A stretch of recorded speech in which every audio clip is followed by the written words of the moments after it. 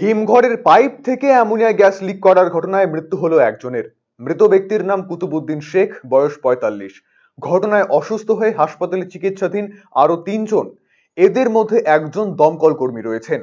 ঘটনাটি ঘটেছে জলপাইগুড়ি সদর ব্লকের খাড়িজা বেরুবাড়ি পঞ্চায়েতের ট্যাপড়ামণি এলাকায়। ঘটনার খবর পেয়ে ঘটনাস্থলে যায় জলপাইগুড়ি কোতোয়ালি থানার বিশাল পুলিশ বাহিনী।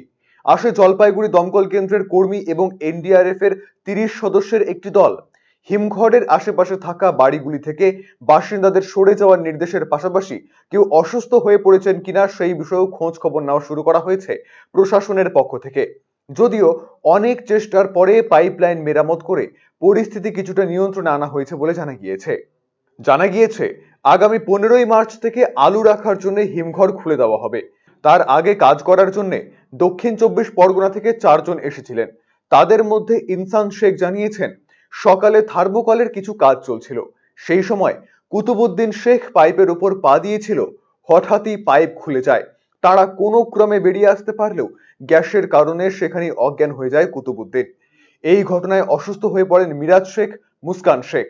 তাদের উদ্ধার করতে গিয়ে অসুস্থ হয়ে পড়েন দমকল কর্মী জয়দেব মাহাতো। বর্তমানে তারা জলপাইগুড়ি সুপার স্পেশালিটি হাসপাতালে চিকিৎসাধীন রয়েছেন।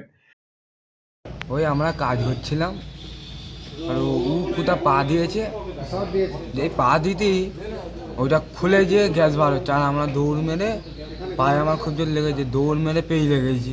আর ইনি যে লাস্টে বার হলো, উনি ও ভাড়াই ছিল, উনি আসতে পারেনি, গ্যাসের এত চাপ। ওই আস্তে আস্তে উনি ওখানে এটকে পড়ে গেছে, মানে অজ্ঞান হয়ে গেছে। আচ্ছা, ওই অজ্ঞান হয়ে এই অবস্থা। কি নাম উনি? কুতুবুদ্দিন শেখ। কোথায় বাড়ি উনি? এতে কলকাতা। না না, এই মালগুলো ছিলছিলাম আমি। কিসের? ওই থার্মোকল। থার্মোকল। আচ্ছা আচ্ছা। জলপাইগুড়ি সরকারি মেডিকেল কলেজ হাসপাতালের এমএসভিপি কল্যাণ খাঁ জানিয়েছেন কুতুবুদ্দিন শেখকে মৃত অবস্থাতে নিয়ে আসা হয়েছে, তবে বাকি সকলের শারীরিক অবস্থা স্থিতিশীল। এদিকে অ্যামোনিয়ার ঝাঁঝালো গন্ধ আশেপাশে ছড়িয়ে পড়তেই আতঙ্ক ছড়ায় এলাকাতে।